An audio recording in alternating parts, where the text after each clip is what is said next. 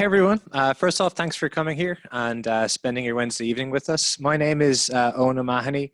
I run the data science team here at Uber that's responsible for matching in marketplace. So that's every time you push a button and get a ride, be it an UberX you take on your own, or a pool that you share with someone. So matching really at Uber is kind of one of our core competencies as a company, and it really is at the heart of what we're trying to do to provide a reliable transportation network. We've invested really heavily in this technology over the past couple of years, moving from systems that were initially whatever car was available closest by straight line distance to some really complicated and really sophisticated engineering and science systems that we're really excited about. We handle millions of requests daily, and we've developed a ton of innovations in this space that we're really excited about that allow us to deliver an ever more elastic and efficient network.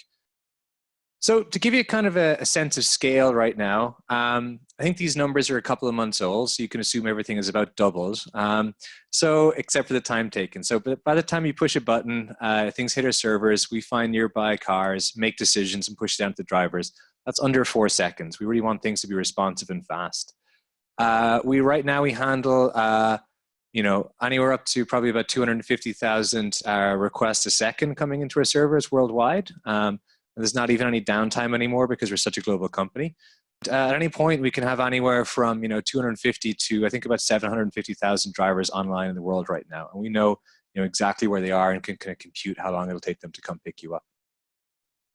So this all adds up to billions and billions of trips a year. As Jeff mentioned earlier, I believe we did over 4 billion trips in 2017 alone, and we're going to do far more in 2018.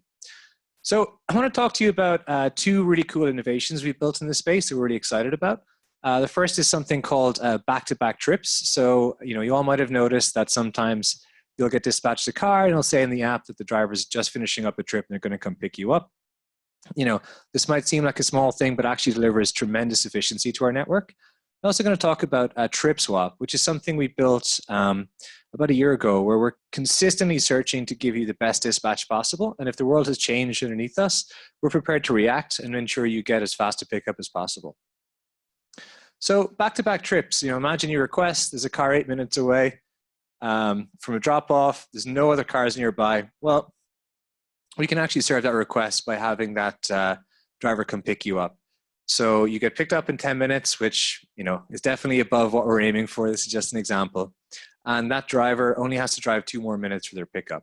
This is actually tremendously efficient. It allows us to service far lower ETAs.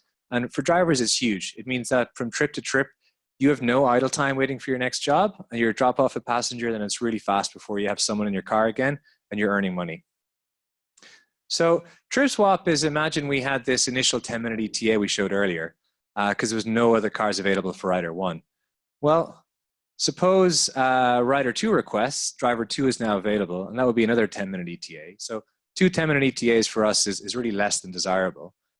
But instead, we could actually swap these requests and have served both riders with a 5-minute ETA. So this is actually something we actively scan our network, continuously building out bipartite graphs and looking for opportunities to do optimizations such as this. So this is actually the first ever trip swap that happened in our system when we turned it on for Uber employees. So its initial dispatch was 6 minutes, another car popped up, another rider popped up, and we were able to serve 2 2-minute ETAs. So for us, that was super exciting.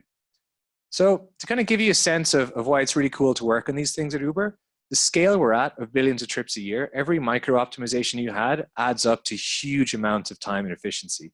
So again, I think these numbers are probably a little bit off, but back-to-back trips save over 40 years of driver and rider time every week, which is kind of incredible.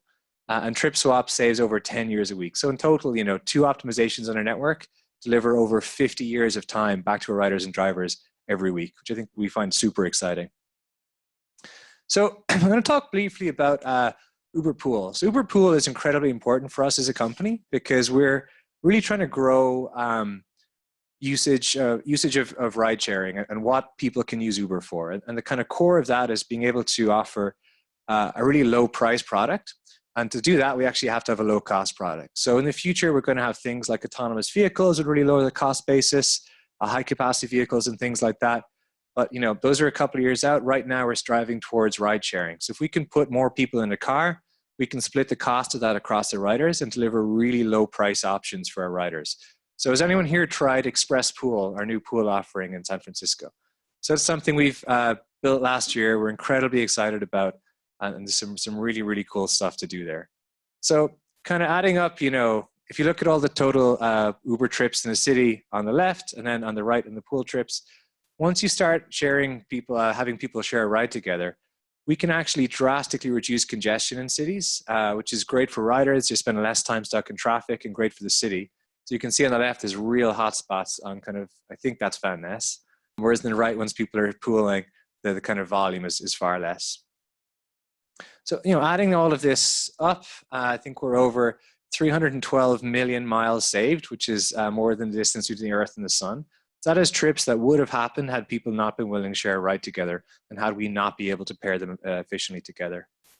6.2 million gallons of fuel. I think that's over 9 Olympic swimming pools, and a lot of CO2. So, you know, shared rides is great for riders. It allows us a really low price transportation option. It's great for cities and the environment, and something we're really excited about.